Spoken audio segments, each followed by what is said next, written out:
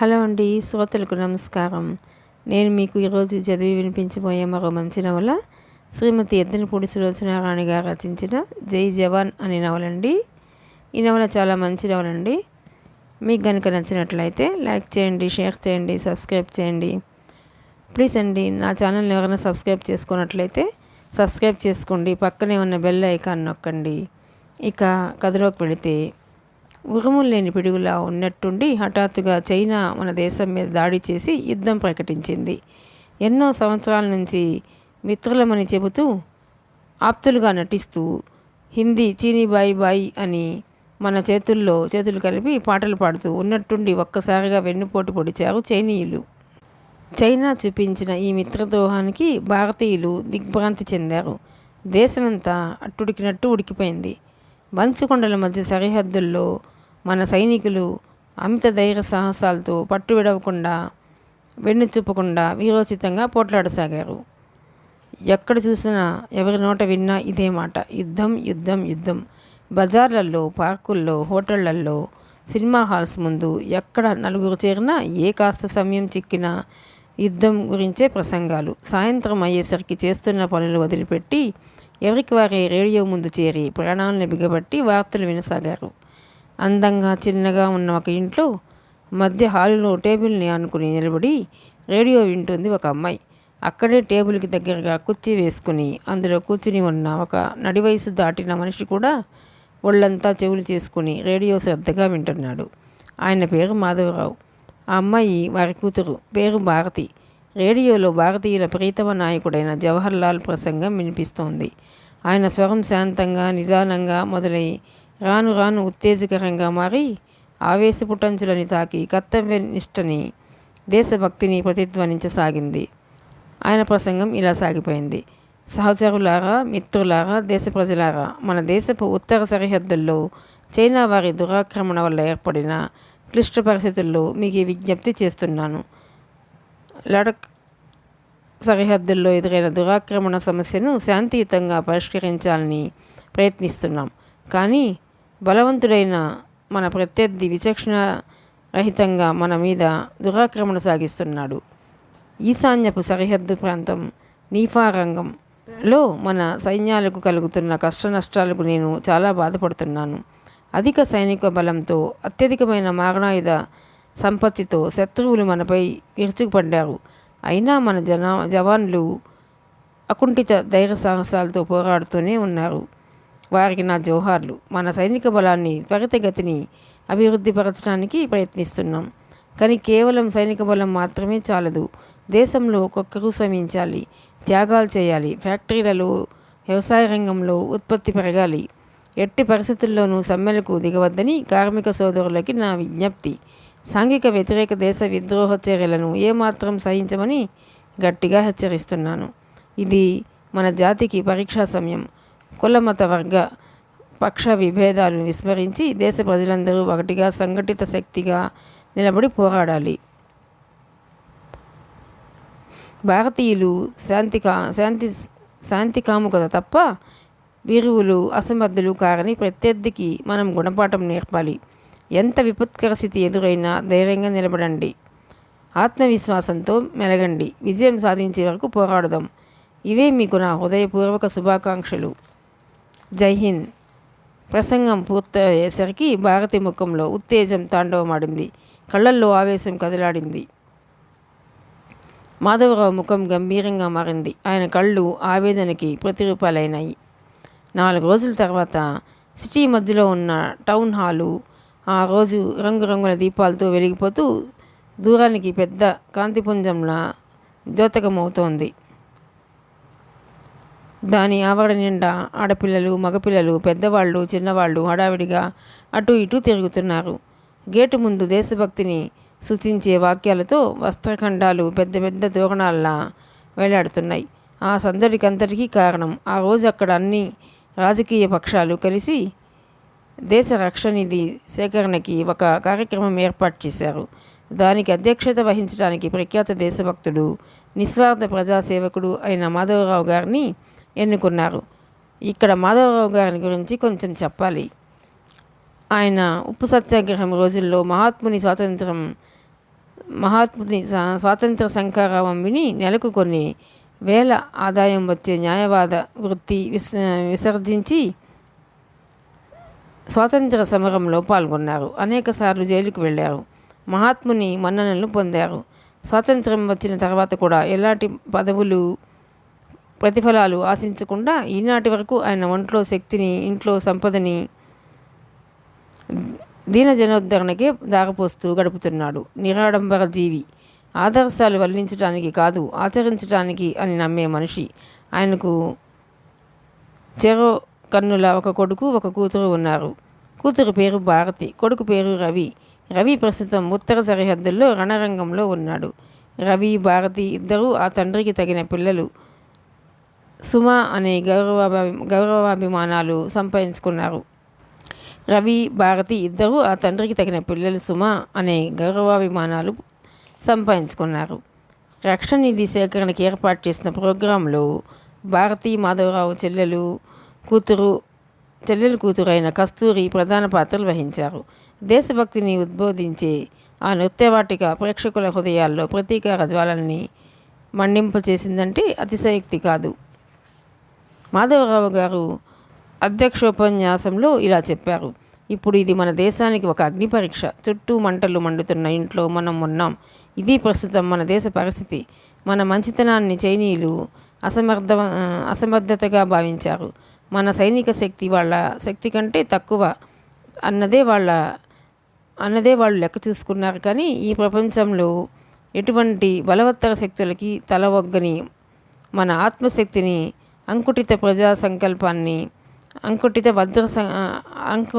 వజ్ర సంకల్పాన్ని వాళ్ళు గుర్తించలేదు. న్యాయం కోసం, ధర్మం కోసం పోరాడడం మనకి కొత్త ఏం కాదు. ఇన్ని సంవత్సరాలు ఇంత కష్టపడి మనలో కొన్ని వేల మందిని బలిపెట్టి సంపాదించుకున్న మన ఈ స్వాతంత్ర్యాన్ని మన నుంచి కొల్లగొట్టడం మాకు అనుకున్నంత సులభం ఏం కాదని నిరూపిద్దాం. మన స్వాతంత్ర్య రక్షణ కోసం మంచు కొండల మధ్య వీరోచితంగా పోరాడుతున్న మన జవాన్ల వెనుక మనమంతా అండగా నిలబడి ఉన్నామని వాళ్ళని తెలుసుకోనివ్వండి. అందుకు చిహ్నంగా దేశ రక్షణ నిధికి మీ శక్తి కొలది విరాళాలు ఇవ్వండి. మీరిచ్చే ఒక్కొక్క పైసా సరిహద్దుల్లో పోరాడుతున్న మన వీర సైనికులకి అజేయమైన ఆత్మశక్తిని ఇస్తుంది. భారత స్వాతంత్ర జ్యోతిని అఖండంగా నిలబెడుతుంది. ప్రేక్షకులలో నుంచి బోలో స్వతంత్ర భారత్కి జై అంటూ ఉత్సాహంగా నినాదాలు వినిపించాయి. రక్షణ నిధికి మాధవరావు గారికి మొట్టమొదటిగా తన చేతులకున్న బంగారు గాజుల జత బహుకరించిన వ్యక్తి ఆయన కుమార్తె భారతి. ఆ తర్వాత మేనకోడలు కస్తూరి శ్రీమంతుల పిల్ల. ఒంటి మీద చాలా ఆభరణాలున్నాయి. ఒక్కొక్కటి వరుసగా ఒలిచి ఇచ్చేసింది. ఏయ్ కస్తూరి, అన్నీ ఇస్తున్నావు, మీ నాన్నకి తెలిస్తే అంది భారతి. నాకేం భయం లేదు, నా ఇష్టం సగర్వంగా అంది కస్తూరి. చూస్తుండగానే మాధవరావు గారి ముందున్న టేబుల్పై గాజులు, వాచీలు, ఉంగరాలు, ట్రాన్సిస్టర్లు, పెన్నులు మొదలైన వాటితో నిండిపోయింది. రకరకాల వస్తువులన్నీ రాసిపోసినట్టుగా అయినాయి. రక్షణ నిధికి అనుకున్న దానికంటే 2 రెట్లు వసూలైంది.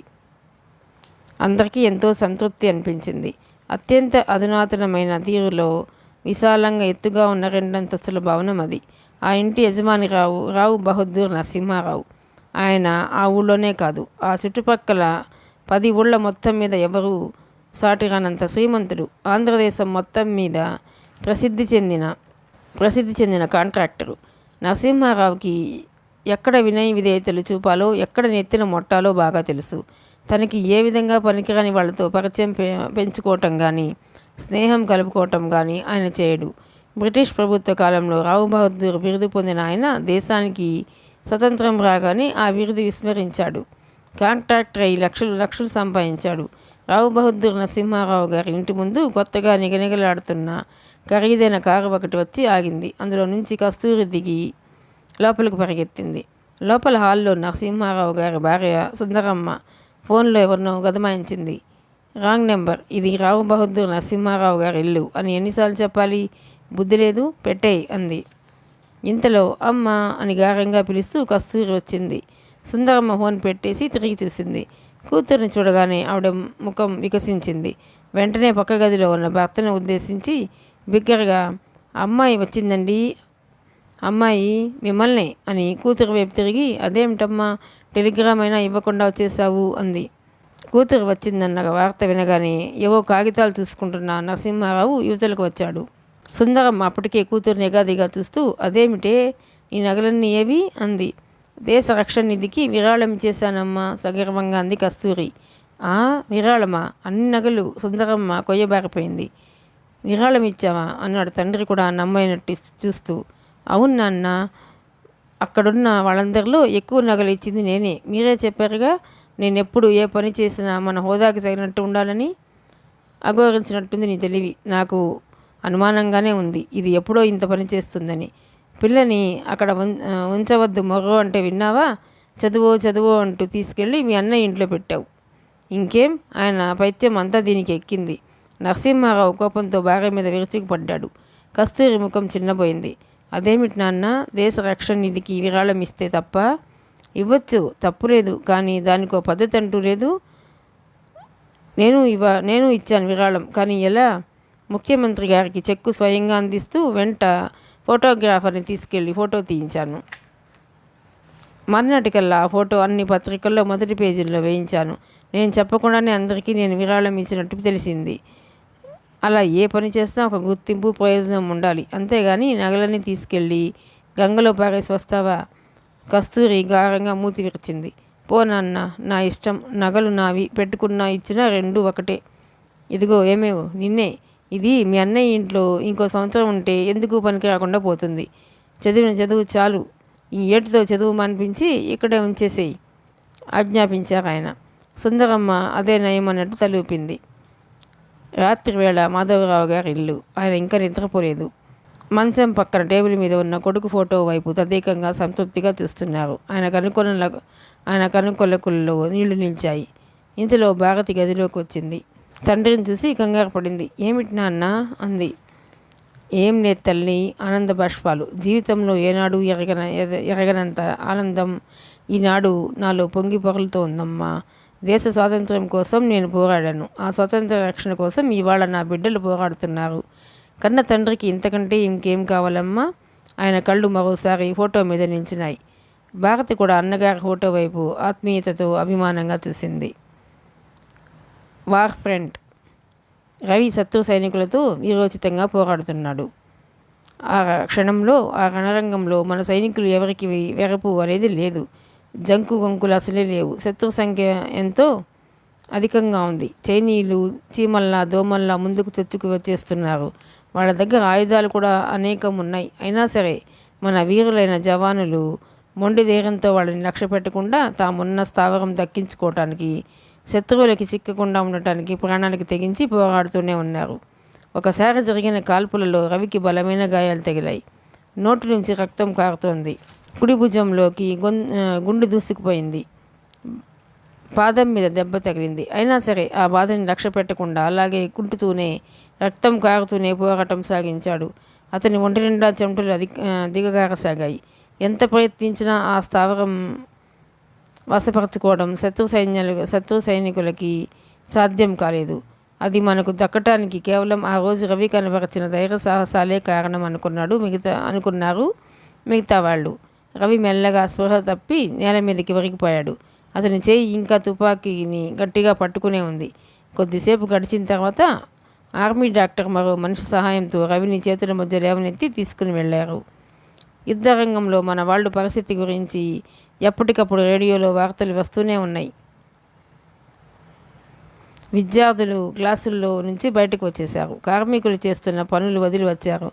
ఎక్కడికక్కడ అందరూ గుంపులుగా రేడియో చుట్టూ చేరి ప్రాణాలు బిగపట్టి వార్తలు వినసాగారు. మన స్థావరాలలో కొన్ని పడిపోతున్నాయి. కొంతమంది చనిపోయిన వారి సంఖ్య విడుదలవుతోంది. అందరి గుండెల్లో ఏదో విషాదం, అందరి ఆంతర్యాల్లో ఏదో చెప్పలేనివి కానీ అశాంతి, భయం ముప్పిరి కొనసాగినాయి. ఏమవుతుందా అనిపించసాగింది. భారతికి మాధవరావు గారికి మనసులో లేదు. ఇద్దరు ఒళ్ళంతా చెవులు చేసుకుని రేడియో దగ్గర కూర్చున్నారు. రేడియోలో నుంచి వినిపిస్తోంది. నీఫా రంగంలో యుద్ధం అతి తీవ్రంగా సాగుతోంది. శత్రువుల సంఖ్య మన వారి కంటే 4 రెట్లు ఎక్కువగా ఉండటం వల్లను, వారి మారణాయుధాల ఆధిక్యం వల్లను మన వాళ్ళ ధైర్య సాహసాలు ఎందుకు కొరగాకుండా పోతున్నాయి. ప్రత్యర్థి వేగంగా ముందుకు చొచ్చుకు వస్తున్నాడు. ఇప్పుడే అందిన వార్తలను బట్టి మనకు నష్టం ఎక్కువగా ఉన్నట్టే అంచనా వేయబడుతోంది. వేల సంఖ్యలో పురోగమిస్తున్న శత్రు సైనికుల్ని నిరోధించడం సాధ్యం కాకపోవడంతో మన సైనికులు తమ తమ స్థావరాలు ఖాళీ చేసి వెనక్కి రావాల్సి వచ్చింది. మన వైపు సైనిక నష్టం ఎక్కువగా ఉన్నట్టే నీఫా యుద్ధ కార్యాలయం నుంచి ప్రకటించబడింది. ఇంతవరకు మరణించినట్టు నమ్మబడుతున్న లేక కనిపించకుండా పోయిన ఆఫీసర్ల జాబితా ఒకటి సైనిక కార్యాలయం విడుదల చేసింది. ఆ జాబితాలో colonel Gurmukh Singh, captain Sohan Lal, captain Ahmed Khan, captain Ravindranath, captain Amuk Chand. Radio వింటున్న భారతి ఒక్కసారిగా అన్నయ్య అంటూ బాగుమంది. మాధవరావు గారి ముఖం పాలిపోయింది. దుఃఖంతో ఆయన గుండెలు ప్రక్కలయ్యేలా ఉన్నాయి. మాధవరావు గారి ముఖం పాలిపోయింది. దుఃఖంతో ఆయన గుండెలు అయ్యేలా ఉన్నాయి. కళ్ళల్లో గిరువన నీళ్లు తిరిగాయి. అయినా అతి కష్టం మీద నిగ్రహించుకుంటూ కూతురిని ఊరుకోమ్మా ఊరుకో అన్నారు. నాన్న అంటూ భారతి ఆయన చేతుల్లో వాలిపోయింది ఏడుస్తూ. అదే సమయంలో నరసింహారావు గారి ఇంట్లో కూడా ఆ వార్త విన్నారు. కస్తూరి నిశ్చేష్టురాలైంది. సుందరమ్మ ఏడుస్తూ అంది, అంతా అయిపోయింది. నా పుట్టింటి దీపం కాస్త ఆరిపోయింది. వంశం నిలబడటానికి వాడొక్కడే మగపిల్లాడు. వాడిని కాస్త ఈ మాయదారి యుద్ధం పొట్టన పెట్టుకుంది అంది. నరసింహారావు గారు కూడా అక్కడే ఉన్నారు. ఆయన భార్యని సముదాయిస్తున్నట్టుగా అన్నాడు. ఊరుకో, ఇప్పుడు ఏడిస్తే ఏం లాభం? ఆ తెలివి ముందే ఉండాలి. నేను చెబితే వాడి చెవికి ఎక్కిందేటి? ఒరై అల్లుడు, ఎంఏ పాస్ అయ్యావు, మిలిటరీలో చేరాల్సిన కర్మ నీకేం పట్టిందిరా? నీకేం ఉద్యోగం కావాలో చెప్పు, నిమిషాల మీద ఇప్పిస్తాను అన్నాను. పోనీ ఉద్యోగం ఇష్టం లేదు, స్వతంత్రంగా ఏదైనా వ్యాపారం చేసుకుంటావా? దేని మీద నీకు మనసుందో చెప్పు, క్షణంలో పర్మిట్ తెప్పిస్తాను అని చిలక్కి చెప్పినట్టు చెప్పాను. నా మాట వింటేనా? ఏం చేస్తాం? చేసుకున్న వారికి చేసుకున్నంత మహాదేవా. ఏమోనండి, నా ఆశలన్నీ మట్టిపాలైనాయి. నాకున్నది ఒక్క పిల్ల. అన్నయ్యకి వాడు ఒక్కడు. పిల్లనిచ్చి ఇంటి అల్లుడిని చేసుకుందాం అనుకున్నాను. నాకు అదృష్టం లేకపోయింది ఏడుస్తూ అంది సుందరమ్మ. అదృష్టమా? మన పిల్ల మనం చాలా అదృష్టవంతులం కాబట్టి ఆ 3 ముళ్ళు పడలేదు. నీ పోర పడలేక ఆ పెళ్లి కాస్త చేసి ఉంటే ఏమయ్యేది? జీవితాంతం దాన్ని చూస్తూ మనం ఏడుస్తూ కూర్చోవలసి వచ్చేది. ఏమోనండి, మా నాన్న మరీ చెప్పిపోయాడు. ప్రతి తరంలోనూ పుట్టింటికి ఒక ఆడపిల్లని ఇవ్వటమో తెచ్చుకోవటమో చేయాలట. పుట్టింటిని దూరం చేసుకోకే సుందరం అంటూ మరీ చెప్పిపోయాడు. చేతిలో చెయ్యి కూడా వేశాను. పోనీ భారతనే మనం చేసుకుందాం అనుకుంటే అదిగో ఆ మాటే నా చెవిని పడకూడదంటాను. లక్షలు ఇస్తామని మన వాకిట్లోకి వచ్చే సంబంధాలు వదులుకుని మన అబ్బాయికి ఆ పిల్లని చేస్తానంటావేమిటి? అసలు వాళ్ళ అంతస్తు ఏమిటి, మన అంతస్తు ఏమిటి? భర్త ఇలా అనేసరికి సుందరమ్మకి రోషం పొడుచుకు వచ్చింది. వాళ్ళకేమండి, మీరు లక్షలు సంపాదించి ఉండవచ్చు, కానీ దేశంలో మా అన్నయ్యకున్న గౌరవం మర్యాద మీరు తలకిందులుగా తపస్సు చేసినా రావు. నోరు మూసుకోవే. ఈ రోజుల్లో డబ్బు లేనివాడు జీవన్మృతుడే. అయినా మీ అన్నయ్య ఏం కట్నం ఇవ్వగలడంట? బోలెడంత డబ్బు ఖర్చు పెట్టి అమెరికా పంపించింది కట్నం లేకుండా పెళ్లి చేసుకోవటానికటే. పోయిందండి పెళ్లి మాట దేవుడు ఎరుగు. ఈ కబురు విని అన్నయ్య ఏమైపోయాడో ఒకసారి వెళ్ళి చూసి వద్దామండి. నేనా? నాకెక్కడ తీరుతుంది, నువ్వు వెళ్ళిరా. అమ్మా, నేను వస్తానమ్మా అంది కస్తూరి. నువ్వెందుకు? అమ్మ మళ్ళీ త్వరగా వచ్చేస్తుందిలే. పో నాన్న, నువ్వు. నా ఇష్టం, నేను వెడతాను. గారం మొలకబోస్తూ తిరస్కరించింది కస్తూరి. నిన్ను ఇంత గారాభంగా పెంచడం నాదే తప్పు. ఏం చేస్తాం, చేసుకున్న వాళ్ళకి చేసుకున్నంత. మాధవరావు గారి ఇల్లు. ఆయన ఎంత నిర్లిప్తంగా, ఎంత నిబ్బరంగా ఉండాలని ప్రయత్నించినా కొడుకుని కోల్పోయిన విషాదం చాప క్రింద నీరులా ఆయన శాంతిని ఆయనకి తెలియకుండానే హరించసాగింది. సుందరమ్మ ఊరి నుంచి వచ్చి 2 రోజులు అవుతుంది. అన్నగారిని చూడగానే ఆవిడ గుండె చెరువైంది. భారతి, కస్తూరి కలిసి మాధవరావుని ఉత్సాహపరచాలని చేసిన యత్నాలు పూర్తిగా వ్యర్థమైనాయి. నాకేం బాధ లేదు. నేను వాడిని గురించి దిగులు పట్టడం లేదు. చరిత్రలో వాడి పేరు సువర్ణాక్షరాలతో లిఖింపబడుతుంది. మనిషి అన్న తర్వాత మృత్యువు ఎప్పటికైనా తప్పదు. ఆయన పెదవులు పైకి ఇలా మాట్లాడుతున్నా కళ్ళు మాత్రం విషాదానికి మారుపేర్లా ఉండనే ఉన్నాయి. రవి ఆప్తమిత్రుడైన రఘు కూడా మాధవరావుని చూడటానికి వచ్చాడు.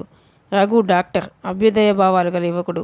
అతని వృత్తిలో 100కి 90 వంతులు పేద ప్రజలకు సహాయం చేయడంతోనే గడిచిపోతోంది. నిరాడంబరుడు. అందువల్లే మాధవరావు కుటుంబంలో ఒకడుగా హితుడుగా కలిసిపోయాడు. గదిలో ఒంటరిగా కూర్చుని ఉన్నారు మాధవరావు. రహీం హార్లిక్స్ తెచ్చి అందించాడు. మాధవరావు విరక్తిగా ముఖం తిప్పుకున్నారు. వద్దురా. రహీం రఘు వైపు ప్రాధేయపడుతున్నట్టుగా చూశాడు. డాక్టర్ బాబు, మీరైనా చెప్పండి. నిన్నటి నుంచి కనీసం ఒక కప్పు పాలైనా తీసుకోలేదు. తీసుకోండి మాధవరావు గారు ప్లీజ్. రఘు హార్లిక్స్ తను తీసుకుని అందించాడు. సుందరం అంది. తీసుకో అన్నయ్య. అదే పనిగా విచారిస్తే పోయిన వాళ్ళు తిరిగి వస్తారా? నిన్ను చూసి పసిపిల్ల భారతి కూడా బెంబేలు పడుతోంది. రఘు అనునయంగా అన్నాడు. మాధవరావు గారు, మీరు అనుభవం గలవారు. నేను మీకు చెప్పగలిగిన వాడిని కాదు. మీరు ఈ దిగులు మర్చిపోవాలి. మళ్ళీ మామూలు ప్రపంచంలోకి రావాలి. ఇక మీకు కొడుకైనా కూతురైనా భారతే. అసలు మొదటి నుంచి అన్నయ్యది మొండి పట్టుదల డాక్టర్ గారు. వాడిని మిలిటరీలోకి పంపవద్దని మా వారు నెత్తి నోరు కొట్టుకుని మరీ చెప్పారు. సుందరం, మళ్ళీ ఆ మాట ఇంకెప్పుడు నా దగ్గర అనకమ్మా. కన్న తండ్రిని కనుక సహజమైన కడుపు తీపి చంపుకోలేక కంటతడి పెడుతున్నాను. అంతేకాని రవిని మిలిటరీలో చేర్చినందుకు నాకు అణుమాత్రం కూడా విచారం లేదు. నా బిడ్డ ధన్యజీవి. మాతృదేశం కోసం తన ప్రాణాన్ని అర్పించి జన్మ సార్థకం చేసుకున్నాడు. నా కడుపున పుట్టి నా జన్మ సార్థకం చేశాడు. రఘు ఆయన వైపు ప్రశంసాపూర్వకంగా చూశాడు. నిజం మాధవరావు గారు, రవి చిరంజీవి. అటువంటివి వీరులకు చావు లేదు. అతను నా స్నేహితుడు కావటం నాకెంతో గర్వకారణంగా ఉంది. పక్క గదిలో కస్తూరి భారత్ వైపు బేలగా చూస్తూ అడిగింది. వదిన, బావ ఇంకా కనిపించడా? భారతి దుఃఖాన్ని బిగపట్టుకుంటూ కనిపించడు అన్నట్టు దళ ఆడించింది. ఏమో, చైనా వారికి యుద్ధ ఖైదీగా దొరికి ఉండొచ్చుగా. కస్తూరి, అది అంతకంటే ఘోరం. వాళ్ళకి దొరికే కంటే చనిపోవటమే ఉత్తమం. మాధవరావు గారితో రఘు అన్నాడు. మీరు చాలా బలహీనంగా ఉన్నారు. మా ఊరు వెళదాం రండి. మీరు భారతి మా ఇంట్లో 10 రోజులు ఉండి వద్దురు కానీ. చోటు మారితే మీకు కాస్త మనశ్శాంతి లభిస్తుంది, ఆరోగ్యము బాగుపడుతుంది.